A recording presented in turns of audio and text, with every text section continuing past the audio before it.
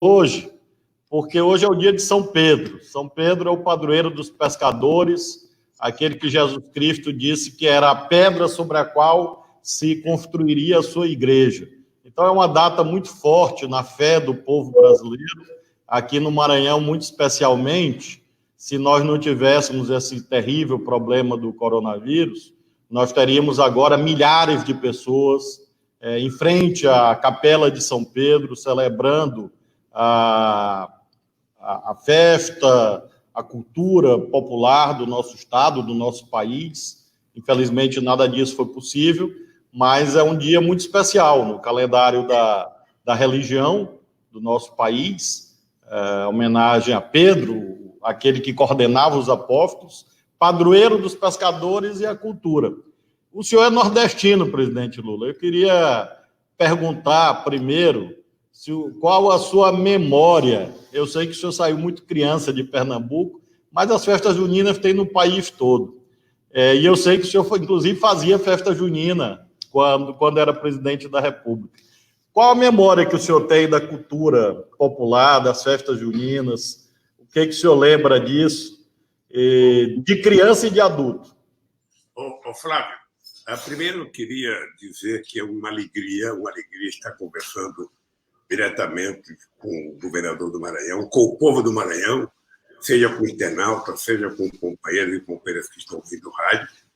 E dizer para você que a gente poderia começar, Flávio, a gente poderia, dando a nossa solidariedade às vítimas do coronavírus do Brasil inteiro, que me preocupa profundamente, porque a gente não tem e não é possível fazer uma previsão do fim disso, ou seja, e depois nós vamos entrar numa conversa que é o sacrifício que os governadores estão fazendo para tentar suprir a deficiência e incompetência do governo federal, que deveria ser o carro-chefe da condução do enfrentamento ao coronavírus.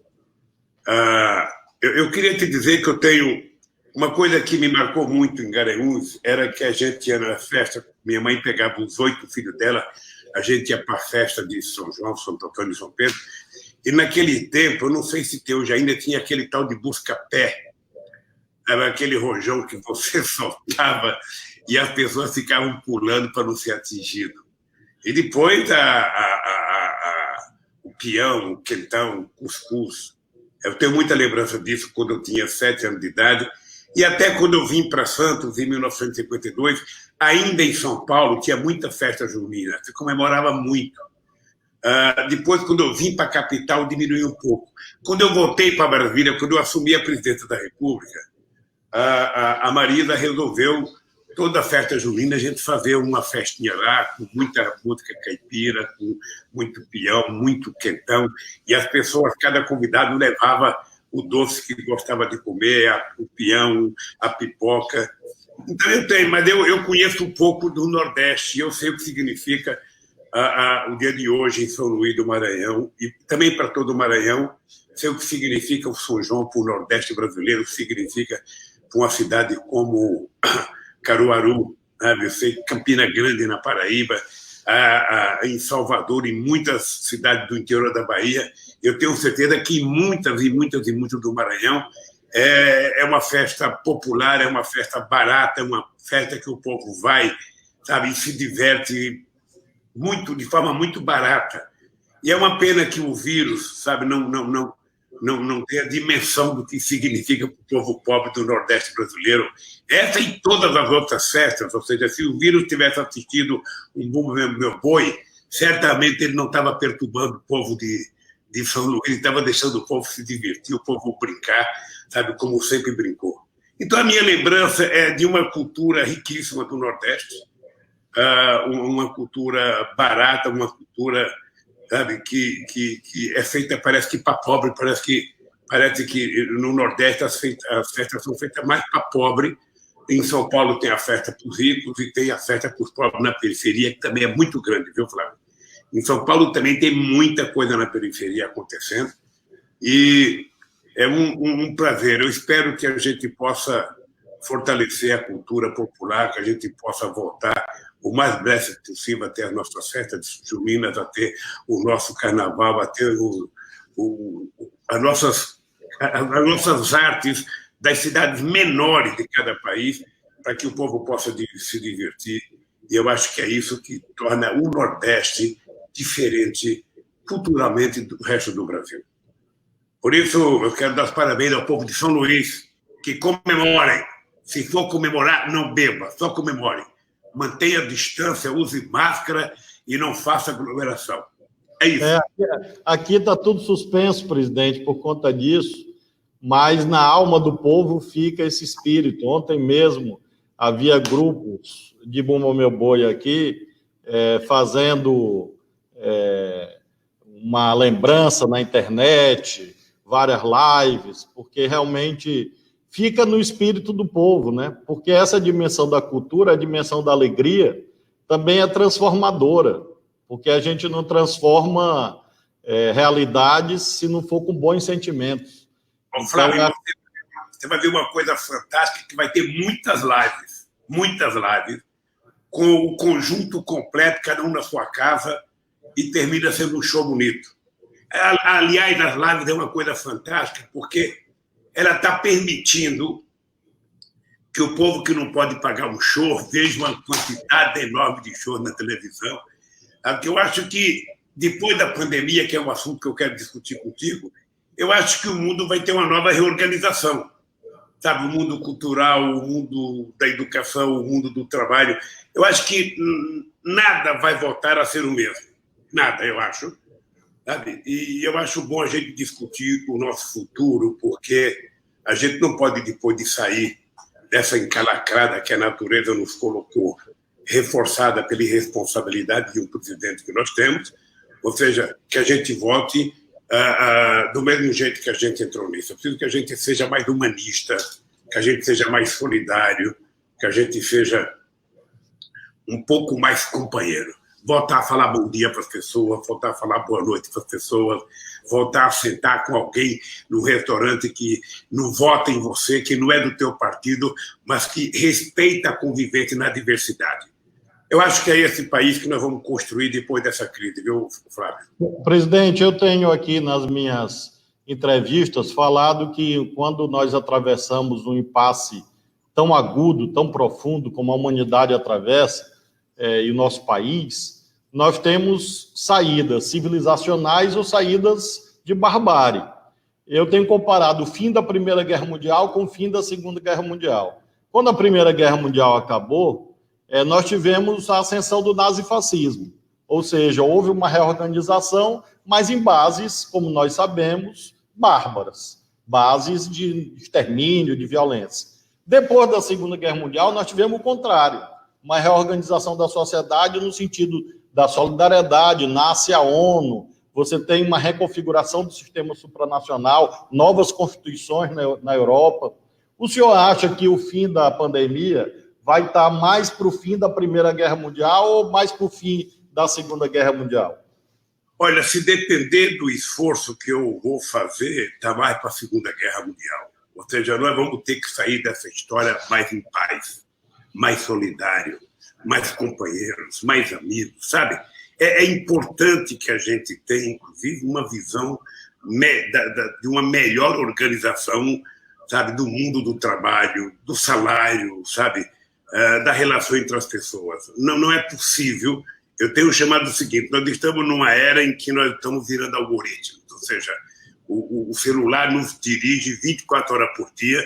Eu acho que nós precisamos aprender a dirigir o celular, para que a gente não seja obrigado a ver tudo que as pessoas do mal querem que a gente veja, e a gente consiga seletivamente ver as mensagens positivas, as mensagens boas, que está cheia também no celular. Então, eu penso muito que a gente vai ter um mundo melhor. Nós vamos ser obrigados a ter um mundo melhor, porque a gente vai terminar essa luta toda contra o coronavírus, a gente vai terminar de verdade quando a gente tiver vacina. A gente vai terminar, mesmo assim, todo ano pode ter uma crise. Mas a gente vai estar mais tranquilo. E aí nós vamos ter que pensar no mundo do trabalho. Eu fico horrorizado quando eu vejo o ministro da Fazenda dizer que deveria aproveitar a crise do coronavírus para fazer mais reforma. Ou seja, a mais reforma dele é tirar mais direitos dos trabalhadores, é privatizar mais empresas públicas. Você veja que a atitude que eles tomaram essa semana, Flávio, da água, é um absurdo, veja, porque a água ela é vida quando você a leva para a casa das pessoas para beber, e ela é vida quando você a devolve ao mar depois de tratar a água, sabe, das casas, os dejetos, ou seja, e de forma irresponsável eles resolveram privatizar a água, um bem da humanidade, uma coisa que ninguém consegue viver sem beber água, e por isso é que o Estado não pode abrir mão, não pode abdicar de ser o responsável para garantir que todo mundo tenha direito à água tratável, potável, de muita boa qualidade, e também tratá-la, recolher os dejetos na casa das pessoas, recolher, sabe, e devolver ao Oceano Atlântico também tratada, porque também o oceano significa vida. Sabe? E eu acho que isso nós vamos ter que discutir. A questão ambiental ela vai voltar com muita força. A questão cultural vai voltar com muita força. Vai voltar com muita força, ou seja, não é possível, num país do tamanho do Brasil, com a quantidade, com a riqueza da cultura popular, com a riqueza dos artistas que nós temos, o presidente não ter competência para escolher um secretário da cultura, um ministro da cultura. Ou seja, então ele vai colocando as pessoas contrárias. Ele parece que está fazendo uma reversão do bom senso. Ou seja, coloca no meio ambiente um cara que odeia o meio ambiente, coloca nos direitos humanos uma pessoa que odeia o humano, coloca na educação um cara que odeia a educação, coloca na cultura uma pessoa que odeia a cultura. Ou seja, onde é que nós vamos parar? Onde é que nós vamos parar assim? Então, eu penso, Flávio, que eu tenho acompanhado as tuas andanças pelo Brasil, tenho acompanhado as andanças de outros companheiros, e eu acho que nós estamos construindo, sabe, na sociedade um pensamento mais humanista. Eu acho que as pessoas vão votar diferente. Acredito nisso, e se depender de mim, eu vou trabalhar muito para isso, Flávio. Presidente, a pandemia, ela é terrível do ponto de vista da saúde, como nós sabemos, causa sofrimentos terríveis, e há também os desdobramentos econômicos, que fazem parte dessa preocupação humanista que nós temos. Hoje eu dei uma entrevista no site UOL para o jornalista, que bom, para o jornalista Sakamoto, e eu falo da temática do auxílio emergencial, como o senhor leu. O senhor conseguiu ter essa marca da preocupação com mais pobres. Eu vou lhe contar duas histórias. Uma o senhor vai gostar, a outra não sei. A primeira foi uma senhora que eu inaugurei uma escola digna e ela veio, um pequeno sítio na frente da escola, ela me chamou pelo muro e disse, meu filho, ela já é uma senhora já no rumo dos 80, meu filho, 2 votos que eu dei na vida que valeram. Uma foi para ti por causa dessa escola e a outra foi para o presidente Lula. E aí, isso num povoado do município de Barra do Corda. A outra história, uma senhora no município de Vargem Grande, no dia que eu inaugurei um restaurante popular. Ela me chamou, isso ano passado ainda, disse assim, eu queria lhe fazer um pedido. E o senhor sabe que, pela experiência concreta da política, com justa razão, as pessoas pedem aquilo que elas estão precisando, direito, reclamam de algo que está faltando. Ela virou para mim e disse, eu quero lhe pedir só uma coisa. Eu digo, pois não, senhora. Cuide do nosso velhinho. Aí eu fiquei sem entender direito. Eu digo, velhinho? Aí disse, qual velhinho? O Lulinha. Então, essa parte eu não sei se o senhor vai gostar muito, porque ela disse que o senhor era o velhinho dela. Mas ela com uma sinceridade, disse assim, cuide do nosso velhinho, defenda o nosso velhinho. Isso mostra, presidente, isso são coisas recentes, não são coisas antigas, não. Isso é coisa do ano passado e de 2018. Eu queria lhe perguntar como isso se vinculou ao povo com tanta profundidade, no coração da gente mais simples. Isso derivou de opções. E o senhor tem falado muito de colocar os pobres no orçamento. Luz para Todos é colocar o pobre no orçamento, Bolsa Família é colocar, universidade, ProUni, tudo isso é colocar os pobres no orçamento. O que é que o senhor acha que hoje, no Brasil, a gente tem que fazer, nós juntos, como nação, para colocar de novo os pobres no orçamento?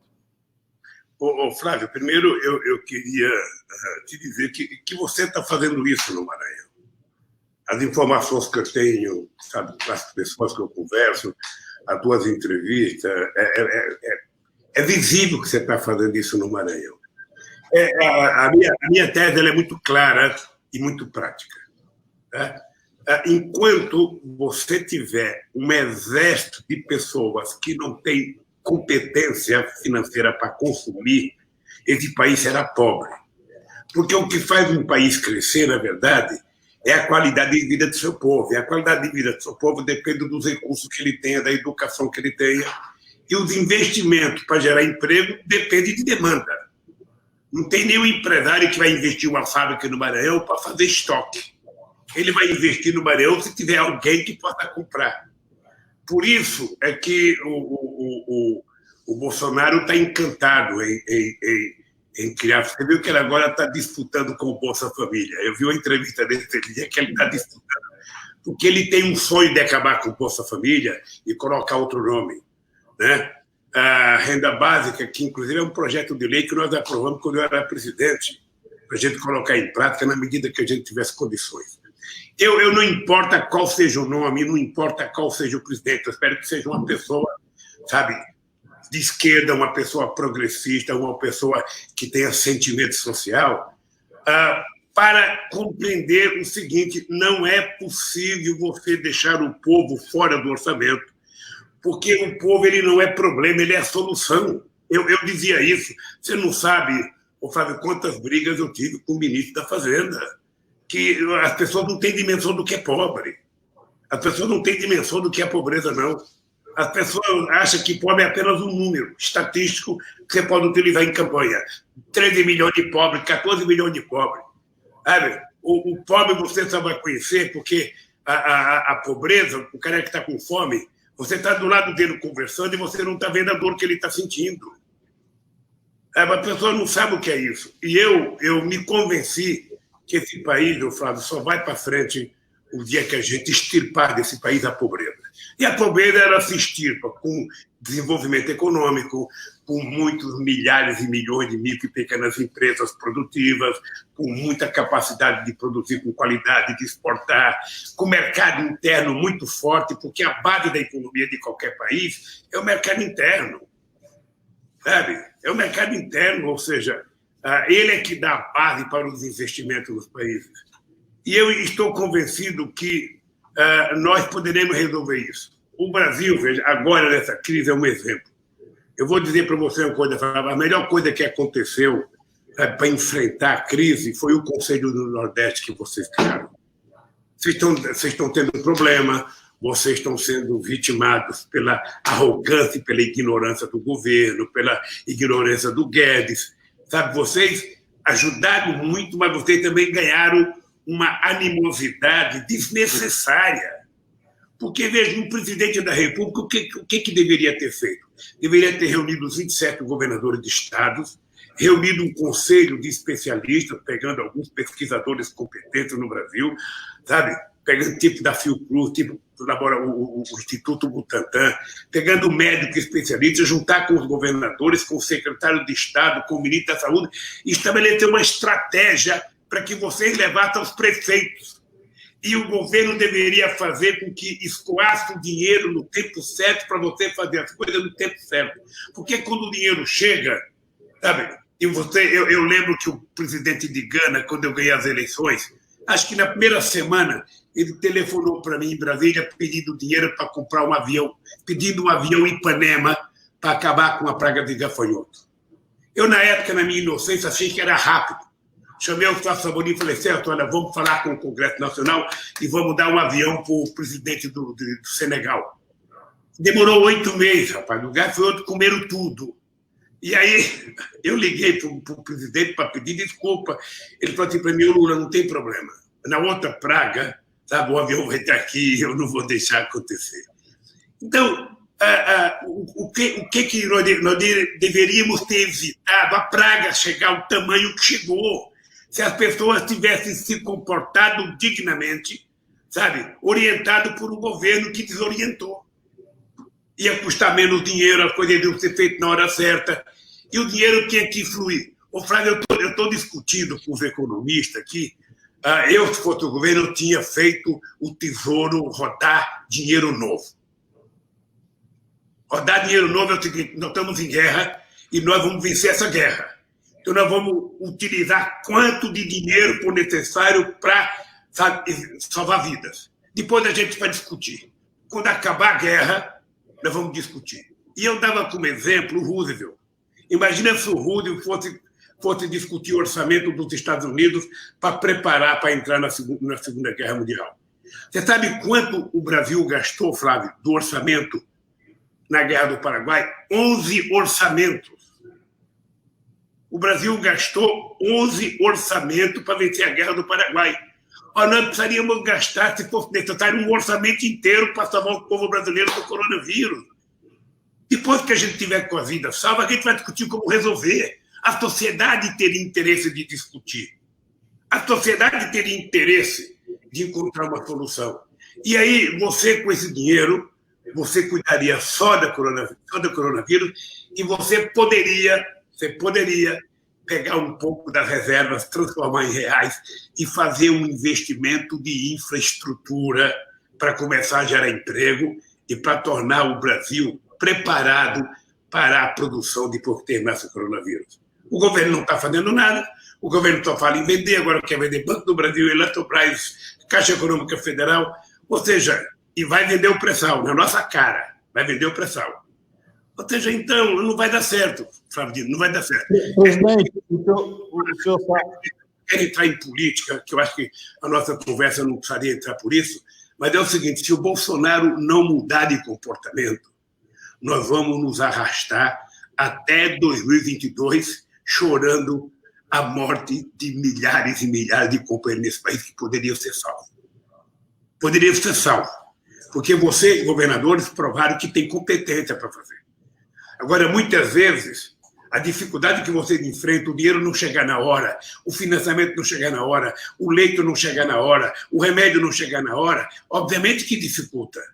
E o povo do Maranhão, o povo do Brasil tem que saber o seguinte: somente quem pode produzir dinheiro novo é o presidente da República, é o governo federal. O governador não tem como produzir. O governador, no máximo, pede e fica esperando. E ao invés do presidente da República atender com carinho, ele fica xingando os governadores, fica avacalhando com os governadores, quando ele deveria ser o responsável de tratar os governadores do jeito que os governadores estão tratando ele. Então, o crescimento econômico, meu caro Flávio, vai ser uma tarefa extraordinária para a gente trabalhar no próximo período. O senhor sabe que o comentário que eu ia fazer é que essa ideia que o senhor apresenta de uma coordenação nacional foi apresentada ao Bolsonaro pelo ministro Gilmar Mendes, do Supremo. Quando houve aquela decisão do Supremo, entendendo que os governadores e os prefeitos poderiam agir, nos termos do artigo 23 da Constituição, em nenhum momento o Supremo disse que o governo federal estava afastado do problema. Pelo contrário, é uma federação. O senhor foi presidente da República. O presidente, a esfera federal, a União, no caso, o governo federal, tem esse papel de coordenação, que não foi exercido nessa temática sanitária como deveria. E agora, na questão econômica, o senhor falou de vários caminhos, e principalmente esse tema do financiamento monetário. Eu estou muito preocupado, nós começamos falando de festa junina, da cultura. Nós temos perda de renda. Quando a gente deixa de fazer festa junina, a economia da cultura para, tem até uma lei aí votada no Congresso para o Bolsonaro implementar, que a Jandira Fegali foi relatora, a lei Aldir Blanc de apoio à cultura.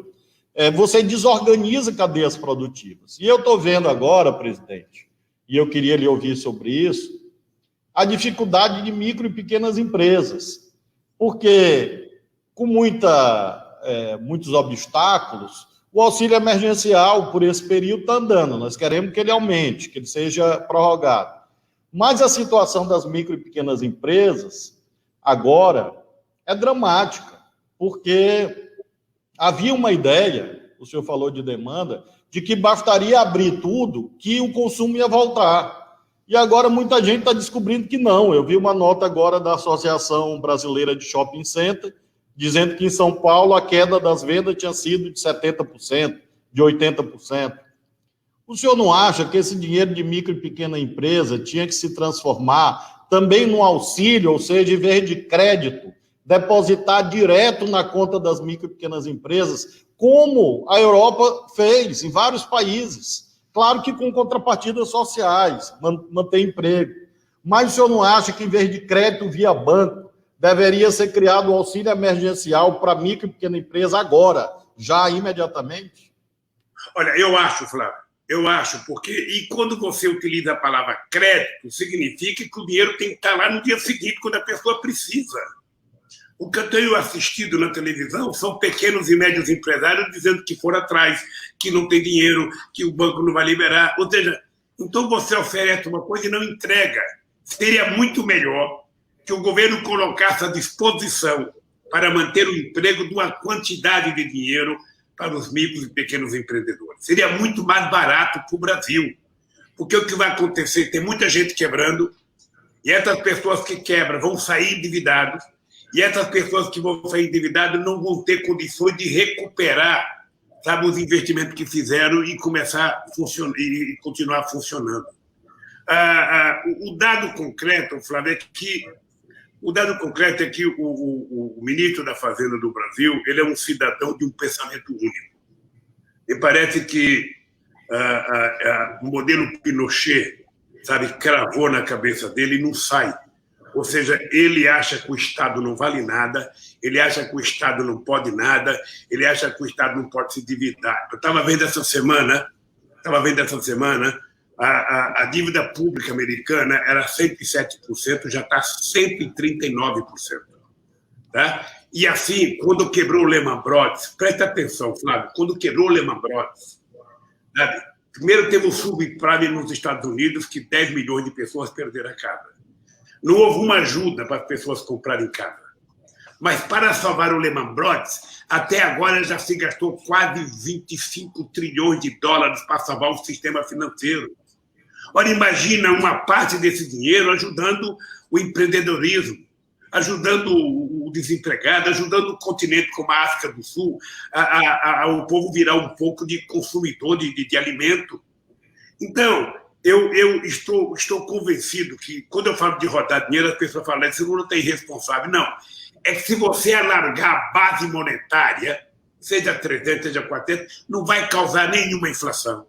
Não vai causar nenhuma inflação. Esse dinheiro tem que ser usado especificamente para cuidar do coronavírus. E a gente vai se virar com o resto. A gente vai tratar de garantir, de cuidar do emprego, de cuidar da oferta do que nós queremos fazer de obra pública nesse país. Quais são as principais obras que o Maranhão precisa, que Pernambuco precisa? Você sabe como é que nós fizemos o PAC, Flávio? O PAC, nós escolhemos as obras principais do governo federal, depois conversamos com todos os governadores para apresentar as principais obras do Estado, e depois conversamos com quase todos os prefeitos das cidades acima de 50 mil habitantes para mostrar quais eram as obras principais. A partir daí, você montou o processo. Para alguns estados com mais dinheiro, a gente dava financiamento, para os mais pobres, era dinheiro do orçamento. Olha, esse é o papel do governo. Esse é o papel do governo. O papel do governo é ter ação direta para resolver os problemas, coisa que nós não temos. Aí, quando você fala na cultura, se esse governo, se o Bolsonaro, ao invés de ter a relação dele com o miliciano, tivesse com a cultura popular do Rio de Janeiro, ele iria perceber quanta segurança ele poderia oferecer ao Estado com o envolvimento da sociedade e quanto dinheiro poderia gerar com a cultura popular funcionando. Financiar mesmo, financiar para a pessoa fazer live, financiar para a pessoa fazer apresentação através da televisão, criar um fundo cultural como a lei, sabe, que você citou, e fazer o dinheiro sair. Porque, Flávio, você sabe que você é governador de Estado. Se não chega o dinheiro para você, você não pode repassar para o prefeito não pode contratar nada, ou seja, fica parada a economia. O papel do governo não é fazer discurso ou fazer fake news. O papel do governo é organizar a sociedade como se fosse um maestro. O seu Bolsonaro não tem que gostar do Flávio Dino. Ele não tem que gostar do Camilo. Ele não tem que gostar do governador Dória. Não, ele tem que governar o Brasil. E tem que respeitar os governadores como ele quer ser respeitado. E ele sabe que nesse país não vai acontecer nada se não tiver o envolvimento da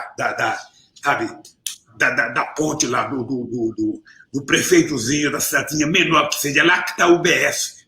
É lá que está a UPA. É lá que está o doente. O doente não mora em Brasília. Ele mora em Catolé do Rocha. Ele mora em Caxias, em Imperatriz, no Maranhão. É lá que está o doente. Então, ele não entende isso. Ele não entende porque, como ele não tem ninguém que trabalha, como ele não tem nenhum Flávio Dino lá, ele fica na ausência de quadros, ele fica colocando general. Você veja esse último agora da educação, que aparece com um sorriso maravilhoso, já foi provada a falsificação do diploma de doutor dele, o plágio dele. O reitor da Universidade Federal de Rosário, onde ele disse que tinha feito pós-graduação, pós-doutorado, ele não fez nem doutorado. Como é que ele pode fazer pós-doutorado? Então, é um governo de mentira. É um governo que parece uma hélice que roda ao contrário. Tudo que é bom, ele esquece. Então, nós vamos ter um problema, o querido Flávio. Você é o governador, você sabe o sacrifício que você fez para chegar até aqui, e quando acabar o coronavírus é que a gente vai descobrir o exército desempregado. Porque, Flávio, eu não sei se você já se deu conta, nós temos quase 50 milhões de aposentados, entre CLT, trabalhador rural, militar da União, militar do Estado, funcionário público da União, do Estado, é quase 50 milhões. Tem um pouco mais com pensionista, né? Depois você tem outro tanto que está trabalhando. Quem é que pode ficar em casa, Flávio, no Maranhão? Quem é que pode ficar em casa de verdade? Pode ficar os trabalhadores do comércio quando você fecha o comércio, pode ficar o trabalhador da prefeitura quando a prefeitura fecha, pode ficar os trabalhadores do Estado e aposentado. O povo pobre que tem que ganhar o pão de cada dia, ele, por mais que ele queira ficar em casa, ele não tem como ficar em casa. Ele não tem. Ele está em casa vendo o filho pedir leite, vendo o filho pedir um pão, sabe? Ele tem que sair para a rua. E quando o patrão força você, porque eu sei que os patrões, o comércio está pressionando vários governadores, eu até fiz estava dando uma entrevista lá para Paraíba, e os empresários mandando os trabalhadores ficar de joelho na porta da loja, e eu falei para o Camilo, pede para esse empresário dar um atestado de vida para os trabalhadores. Eu garanto que for trabalhar não vai ter morte, porque vai ter higienização da fábrica, vai ter ônibus tranquilo para ele trabalhar, vai ter máscara. Dê garantias. Porque quando morre um trabalhador, o patrão está pouco ligando, ele contrata outro. E você? O que vai fazer? Vai chorar. Então, Flávio, eu penso, veja, eu peço a Deus que cabe logo esse coronavírus para a gente poder sentar e fazer uma conversa de verdade com algumas pessoas que, no meu entendimento, são imprescindíveis para a gente recuperar a credibilidade. Porque, você sabe, você foi juiz, você é um homem de muita experiência, você sabe o seguinte, olha, ninguém faz nenhum investimento em lugar nenhum se não tiver credibilidade de quem está dirigindo e se não for previsível, sabe, as coisas que vão acontecer. O Brasil não tem credibilidade, não tem previsibilidade e o governo é o governo mais desmoralizado no planeta Terra hoje. Então, quem é que vai investir aqui? Quem é que vai investir aqui? Cara, eles falam em investimento, mas não tem. Então, Flávio, eu acho que nós vamos ter muito trabalho. Eu como você disse no começo, que a velhinha disse que para cuidar do velhinho, eu tenho dito o seguinte, eu tenho 74 anos de idade, em outubro agora eu faço 75 anos de idade, mas eu estou com a motivação política de 30. Eu estou muito à vontade, sabe? Eu já fui tudo que eu poderia imaginar na vida, aliás, eu fui muito mais. Acho que Deus foi tão generoso comigo que se eu fizer hora extra mais 100 anos, eu não consigo pagar o que Deus já me deu. Tá? Mas eu não posso abdicar e tentar provar para a sociedade que o Brasil tem jeito. E para ter jeito tem que ter um homem sério, sabe, para governar esse país. Então, eu estou nessa, querido, estou nessa, sabe? Estou parabenizando o teu trabalho, eu vejo o esforço, sabe, do Camilo, eu vejo o esforço do Ricardo, do nosso indinho, do teu vizinho aí, do nosso companheiro Wellington, a coitada da Fátima sofrendo com o pão que o diabo amassou, porque aquela elite do Rio Grande do Norte nunca fez nada para aquele Estado, nunca fez nada, sabe? E eu estou rezando por vocês. Eu quero que você saiba, meu caro, que eu estou rezando para que vocês saiam desse negócio, porque daqui a pouco o governo federal vai jogar a culpa em cima de vocês. Eu falei, eles não me escutaram, eles não me entenderam, eles não me atenderam, sabe? Fique com a consciência tranquila de um homem que agiu corretamente. Se tem uma lição que a gente aprendeu no coronavírus, é que o Brasil provou que tem governadores humanos, que tem pessoas preocupadas com o povo. A gente pode até errar, todo mundo que quer acertar, de vez em quando, pode errar alguma coisa, sabe? Mas vocês podem ficar certos que o que vocês fizeram para esse país foi muito mais do que o governo federal fez. Vocês estão dando sinais de esperança para esse país. O Bolsonaro dá sinais de desespero para esse país. Eu, sinceramente, não sei como é que a gente vai aguentar isso até 2022. Eu espero que não seja necessário. Presidente, é difícil, de fato, porque às vezes dá até solidão, né? Porque você fica meio que remando e você está aqui no barco querendo que ele ande para frente. Eu já peguei um período difícil e no governo e outros companheiros governadores. E se a gente tivesse todo mundo junto na direção certa, já seria difícil, porque o coronavírus é um desafio para a humanidade, desafio para a ciência. Ainda mais com gente do barco querendo afundar o barco, gente querendo furar o barco, gente querendo vender os remos, vender as velas, vender até o barco, jogar todo mundo no mar, aí que vai ficando mais difícil mesmo. E tem um segmento que o senhor mencionou agora, que tem ganho agora uma visibilidade, que são esses trabalhadores informais. O senhor mencionou há pouco a distinção que há entre os formais e os informais, e há quem fale até em uberização, precarização geral dos trabalhadores. Você tem essas milhares e milhares, milhões de pessoas que hoje trabalham nessas plataformas tecnológicas, às vezes sem direito algum, são esses entregadores andando de bicicleta, correndo, de moto, sendo esmagado pelas taxas, que são fixadas unilateralmente. São pessoas realmente que aparentemente viveriam no século XXI no que se refere à forma de trabalho, mas no século XVIII no que se refere ao mundo dos direitos. Eu queria lhe ouvir um pouco sobre isso, porque nós já falamos do empreendedorismo, que é muito importante, do pequeno e microempresário para gerar emprego, dos formais, mas esses informais, presidente, jovem, normalmente são jovens, que estão trabalhando de moto, entregando as coisas, vão fazer até uma movimentação esses dias. O senhor não acha? Eu tenho defendido que eles precisam ter uma lei, direitos. Não precisa, vai botar todo mundo na CLT, não sei, tem que olhar, porque tem questões jurídicas também, constitucionais, mas não pode ficar sem direito algum, como se fosse escravo. E eu queria ouvir uma mensagem sua, sobretudo esses jovens que se formam, a gente está fazendo investimento gigantesco em educação, escola de tempo integral, e às vezes vem um menino de 16, 17 anos e diz assim para mim: beleza, Flávio, escola de tempo integral, você está fazendo, como estamos fazendo escola técnica.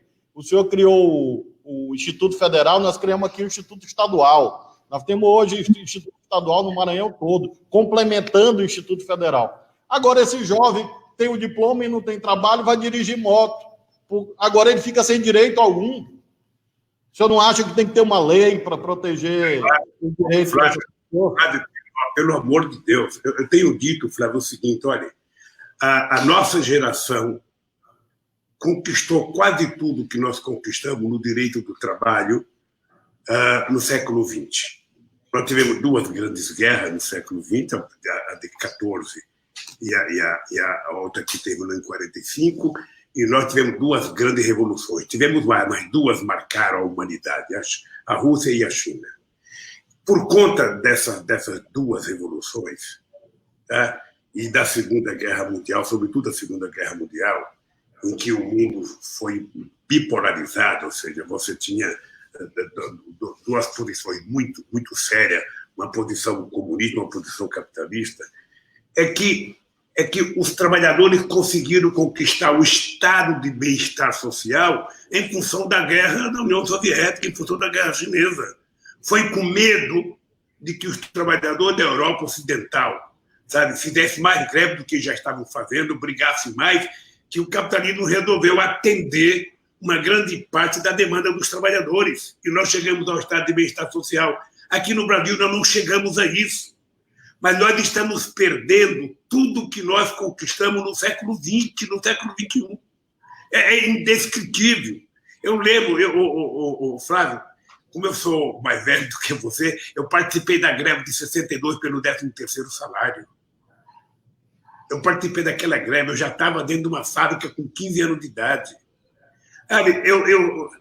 Então, nada que os trabalhadores conquistaram veio de graça, foi muito sacrifício, muito, mas muito sacrifício.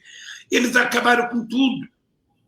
E para os trabalhadores, acabaram com o direito e venderam a ideia de que todo mundo era microempreendedor.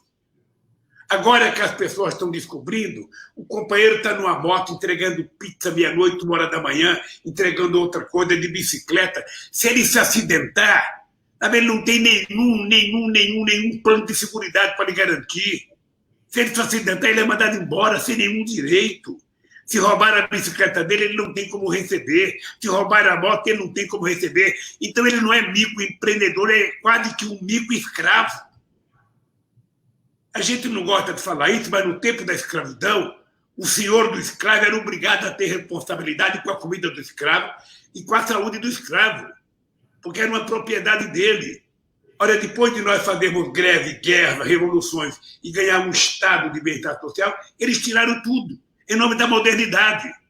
Eu vi naquela reunião, que eu não sei aonde foi feita, aquela que eles falaram muita bobagem, o Guedes falar para o Bolsonaro, se eu fizer mais um pouco de reforma, eu vou gerar mais 4 ou 5 milhões de empregos. E o Bolsonaro acredita. Ele não vai gerar coisa nenhuma, ele vai gerar subemprego de pessoas, sabe, que não tem nenhuma qualificação. Qual é a qualificação de entregar pizza? Qual é a qualificação de entregar almoço?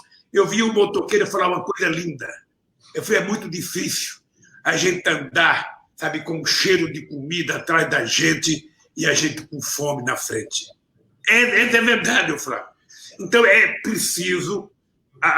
Eu acho que a Justiça do Trabalho deveria ter reagido mais. Acho que o Ministério Público do Trabalho deveria ter reagido mais. Sabe? Mas nós vamos ter que reagir. Não tem jeito. Nós vamos ter que fazer uma lei para regulamentar o direito dessas pessoas que estão deserdadas pelo Estado brasileiro. E aí eu volto a uma coisa que você perguntou agora há pouco, Flávio, que eu acho fantástico, é o seguinte. Imagina você se não existisse o SUS no Brasil. Imagina, o SUS é responsável por estar salvando esse país. E é boa essa elite lembrar que 63% do leito do SUS foram feitos em 13 anos de governo do PT. É importante lembrar. Porque eles mostram os defeitos, eu tenho que mostrar a virtude. Ou seja, e o SUS, você está lembrado, em dezembro de 2006, sabe, para terminar o meu primeiro mandato, os tucanos tiraram a CPMF, a pedido do Paulo Scaff, a pedido para tiraram 40 bilhões de reais. Eu mandei uma carta para ser lida pelo Pedro Simão, dizendo que se fosse aprovada a CPMF, eu daria 100% de CPMF para a saúde. Eles acabaram. E acabaram por ignorância, porque muitos que votaram para acabar com o CPMF foi governador 2 anos depois. E aí é que se deu conta da necessidade do dinheiro. Eu acho, não sei se você pensa assim, Flávio, eu queria ver a tua opinião, eu acho que o coronavírus, sabe, a necessidade de combatê-lo fez com que a sociedade entendesse que o Estado não pode ser um Estado mínimo. O Estado não pode ser fraco. Eu não quero um Estado empresário, mas eu quero um Estado indutor. O Estado tomando decisões. O Estado fazendo cumprir as coisas.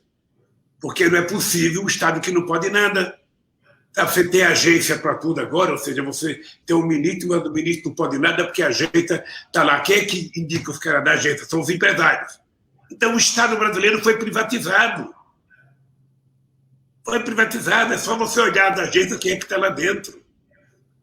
O senhor sabe, presidente, que em relação ao SUS, é importante até uma pesquisa, o senhor conhece muita gente de universidade, quem ampliou leito nessa crise foi a rede pública.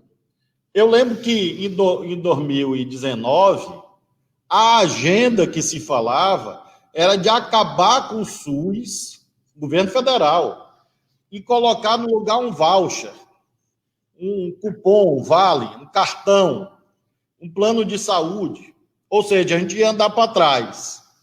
O senhor sabe o que teria acontecido se isso tivesse ocorrido? As pessoas iam ter até o voucher na mão, vamos imaginar que tivesse. Lá o cheque, o cartão. Mas não iam achar leito, porque as lógicas são diferentes. O setor público é prestação de serviço, não visa o lucro. Por isso que ele é insubstituível. Assim como em outras atividades, o mercado é insubstituível. São esferas diferentes. Até tem um texto do Xi Jinping, que o senhor conhece bem, presidente da China, que diz assim: o mercado não é uma instituição do capitalismo, é uma instituição da sociedade. Então, o mercado tem que ser mantido. Agora, ele não pode governar tudo, porque se tivesse, por exemplo, que depender da expansão de leitos nos hospitais privados, as pessoas teriam o voucher e não teriam hospital para entrar.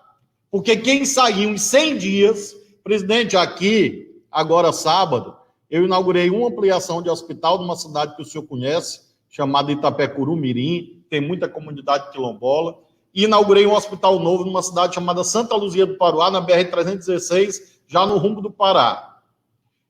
Nós fizemos 13 inaugurações em 100 dias, abrangendo aí hospitais de campanha, mas, sobretudo, hospitais definitivos.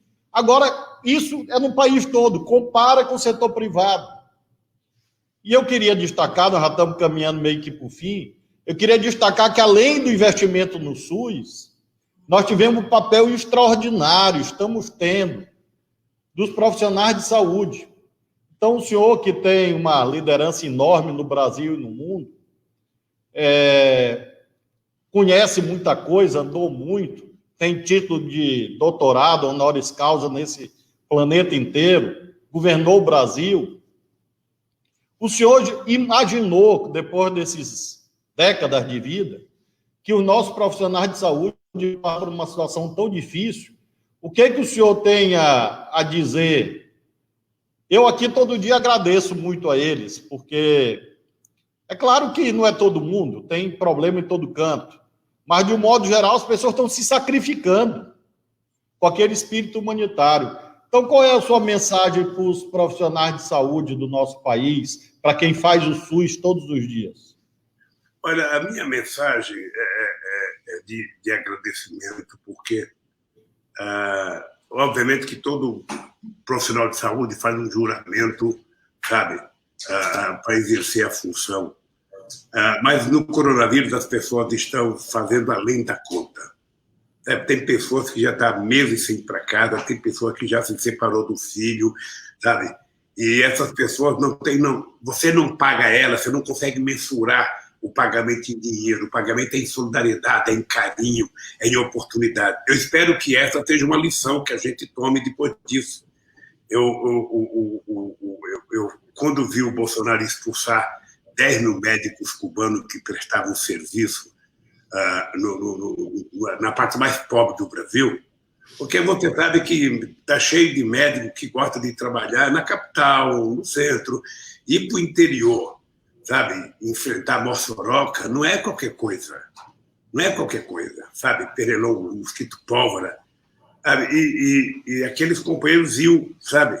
Houve um mal-entendido, houve uma briga desnecessária, não sei se a gente não conseguiu comunicar direito, eu sei que houve um treveiro entre os profissionais da saúde do Brasil e os profissionais da saúde cubana que não deveria ter havido. Mas agora o que nós estamos percebendo é o seguinte, é que quanto mais profissionais de saúde a gente tiver, melhor. Não sei, eu vi na imprensa que você está dando bolsa para formar as pessoas que estão estudando no último ano de medicina, e vale a pena fazer isso. Faça o que você puder fazer para ajudar, faça, porque essas pessoas vão terminar prestando serviço ao povo do Maranhão, sabe? E eu acho que nós vamos ter gente mais solidária, sabe? Não é aquele profissional que só quer saber de ganhar o dinheiro com a consulta de R$1.000, R$1.200, R$1.300, não. É aquele pessoal que, antes de tudo, ele quer ver o ser humano bem. Ele não quer saber se é pobre, se é preto, se é rico, sabe? Se é padre. Ele quer saber o seguinte, é ser humano, está precisando de mim, eu estou aí para atender. O que você puder fazer, Flávio, faça, porque essa é uma categoria que sairá muito forte, sabe? Com uma moral muito elevada, sabe? Nessa tempestade do coronavírus. O senhor sabe que nós fizemos aqui, presidente, as bolsas, e esses estudantes do último ano, no auge da crise aqui, porque nós estamos, graças a Deus, numa curva declinante aqui no Maranhão, mas no auge eles foram para a porta das UPA, dos hospitais, os estudantes com essas bolsas. Nós fizemos aqui convocação de médico, fizemos seletivo, e, inclusive, trouxemos de volta muitos cubanos, porque nós achamos aqui uma construção legal. É claro que a minha experiência no judiciário ajuda, e acredite, houve gente que entrou na justiça para tirar os médicos, mas perderam. Você sabe, nós conseguimos manter aqui, tem mais de 100 médicos estrangeiros nos ajudando, tem os bolsistas, e isso foi muito importante, porque ajudou que o nosso médico, que são poucos, consiga ficar dentro da UTI, cuidando dos doentes. Então, foi decisivo isso. Eu sinceramente esperava. O Mandetta, ele começou de um jeito, a gestão do coronavírus, e terminou de um jeito bom. Ele começou de um jeito, ele terminou sendo admirador do SUS. Sim, é verdade. Ele antes criticava o SUS. Quando ele começou a ficar, sabe, um prestador de serviço digno, ele foi afastado. Era visível que aquele outro ministro que o Bolsonaro indicou, não sei se você teve contato com ele, era visível que ele não era médico. Ele era formado em oncologista e foi para o mercado. Ele foi vender tratamento de oncologia. Ele não era um médico, ele não sabia o que era um SUS, ele não sabia o que era uma UPA. Acho que ele nunca viu uma gota de sangue, a não ser, sabe, quando ele estava na faculdade. Toda entrevista dele eu falava, não é possível que esse cara seja médico, não é possível, ele não pode ser médico. Ele pode ser um grande empresário, muito inteligente para outra coisa, mas ele não sabe dar uma injeção. É capaz de não saber medir a pressão da pessoa. Era a impressão que eu tinha. Sabe? Aí sai esse cara também, ele saiu porque estava ficando ridículo. Ele sai e vem um general. Olha, o general também dá de cara a ideia de que não entende de saúde. Não entende de SUS, não entende de UBS, não entende de hospital público. E levou logo de cara mais 18 generais para lá, não sei para quê. Sabe, um desrespeito. E o que eu fico triste é que o Conselho Nacional de Medicina, os conselhos estaduais, deveriam estar protestando. Não é fazer só uma notinha e deixar. Não, devia estar protestando, deveria marcar reunião com o presidente e falar: nós, do Conselho Nacional de Medicina, não aceitamos alguém que não entenda de saúde. Esse general devia estar preparado para estar defendendo a segurança nacional, a soberania nacional. Mas se meter numa área que ele não conhece, Flávio, é muito delicado. Continua, sabe o que vai acontecer, Flávio? Em algum momento vai manchar o nome das Forças Armadas Brasileiras, que não deve se meter a fazer o que não sabe fazer. Não deve se meter a fazer o que não sabe fazer. Porque o Bolsonaro, como ele não tem gente preparada do lado dele, ele se escuda no militar. Tem tanta gente na educação nesse país, gente fantástica na educação nesse país. No Maranhão deve ter uns 50, em Pernambuco deve ter uns 50 altamente qualificados. Não, ele vai buscar um cara que falsificou o diploma. Pô. É um presidente que ele trabalha contra a verdade, contra o bom senso. Sabe? Então, eu acho, Flávio, por Deus do céu, olha, você não sabe o orgulho que eu tenho de vocês, governador nordestino. Você não sabe do orgulho porque eu sei o que o Nordeste tem passado na história do Brasil. Porque depois de 1808, sabe, que a riqueza foi canalizada, sabe, todo para Minas Gerais a partir de 1690, a enxurrada de ouro, ou seja, o Nordeste foi empobrecendo, e de repente a gente consegue ser o lugar do Brasil que tem governadores mais jovens, governadores que renovaram a política, mais atuantes, com mais vontade de brigar, sabe? E eu só queria te pedir uma coisa, Flávio, não desanime nunca. Se você sair na rua e um cara te xingar qualquer coisa, não dê bola, não. Sabe? Continue trabalhando, porque eu acho que qualquer pessoa que entender de política sabe que vocês estão fazendo as coisas certas, que o conselho é uma coisa nobre, sabe, que é difícil, mas vocês estão dando um jeito. Você está lembrado? A gente tinha criado o conselho de prefeitos para comprar coisa mais barata, para comprar... Sabe? Está provado que tem jeito no Brasil. Está provado que o Brasil não pode ficar dependendo da esmola do presidente da República. O presidente da República, quando ele promete, faz um acordo e promete passar dinheiro para o Estado, esse dinheiro tem que sair na semana seguinte. Porque a burocracia do dinheiro chegar no Maranhão é tão difícil, sabe, que com boa vontade não chega, imagina com má vontade. Presidente, eu queria... Nós temos só um minutinho, nós temos 1 minuto e meio só, e eu queria agradecer muito ao senhor, agradecer a todos que nos acompanharam, e queria que o senhor deixasse uma mensagem, como eu deixo também, de solidariedade às famílias das vítimas do coronavírus, porque a gente precisa ter ideias, mas ter, acima de tudo, sentimento, coração. Então, obrigado ao senhor, obrigado a todos que nos acompanharam e passo o senhor para a mensagem de encerramento, dedicada a essas famílias. Flávio, eu queria primeiro te agradecer o carinho e eu tenho acompanhado um pouco a sua vida, as suas andanças. Quero agradecer o que você tem feito pelo povo do Maranhão, sabendo que quando a gente governa, a gente nunca consegue fazer tudo o que precisa fazer, por mais que a gente queira fazer, às vezes a gente não consegue fazer. A gente não deve fazer nada esperando agradecimento. A gente, quando governa, a gente faz as coisas porque sente que é necessário fazer, mas não vai ficar esperando agradecimento como o Bolsonaro. Tudo que ele faz, ele quer um agradecimento. E eu quero dizer ao povo do Maranhão para ter fé em Deus, que de cabeça erguida, com muita vontade de lutar, a gente vai terminar aprendendo muito e vai sair muito forte dessa crise do coronavírus. A gente vai ver.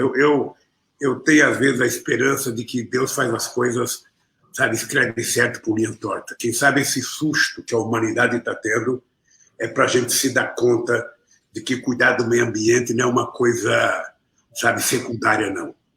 Cuidar do meio ambiente é uma coisa muito séria, muito séria. Então, nós precisamos cuidar com muito carinho, sabe? Nós temos que cuidar da nossa água, nós temos que cuidar da nossa floresta, nós temos que cuidar, sabe, da nossa alimentação.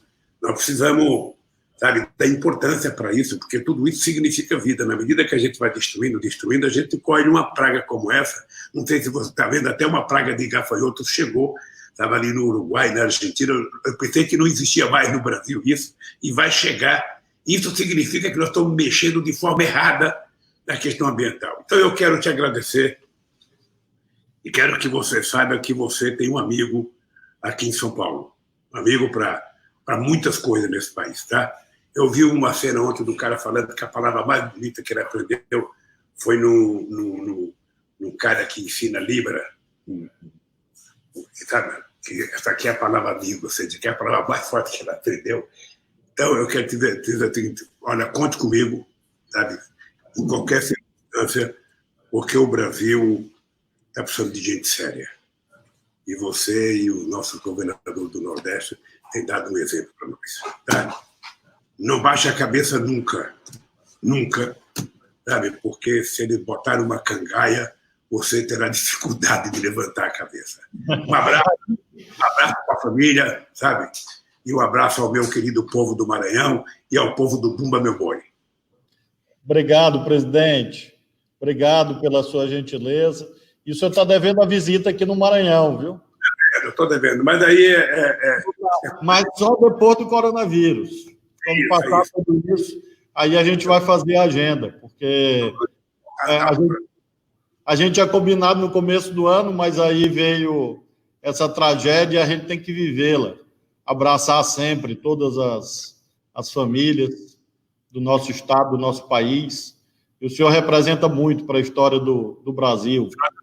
Flávio, se você não leu ainda, leia esse livro, ó, 1889. Do Laurentino, né? Eu li o livro dele sobre escravidão, o volume 1. Tem um de escravidão, tem 1822, 1808 e 1989. Se lê desses 3 livros, a gente vai ter claro o que aconteceu nesse país durante o período da escravidão. Eu estou lendo a biografia do Mandela. Abraço. Eu li. Eu estou lendo a biografia do Mandela. O senhor conheceu o Mandela, né? Conheci. Conheci o Mandela lá na África do Sul e conheci em Cuba. Eu participei do 1º de maio com o Fidel e com o Mandela. Deve ter sido um momento memorável, porque eu estou lendo a biografia dele e estou encantado com a... Claro que eu conhecia, mas o senhor falou aí desse livro. Eu não trouxe o meu para mostrar, mas eu estou lendo a biografia do Mandela, porque a experiência do CNA, do Congresso Nacional Africano, acho que ensina muito para o Brasil também, para esse momento que o Brasil vive. Presidente, obrigado, viu? Meus agradecimentos aos internautas e a todas as rádios. Presidente, nós tivemos conosco aqui dezenas de rádios, quero agradecer a todos os radialistas. Muito obrigado aos internautas também. Obrigado a todo mundo. E fique com Deus e bom feriado, querido. Amém. Obrigado, presidente. Tchau, meu irmão.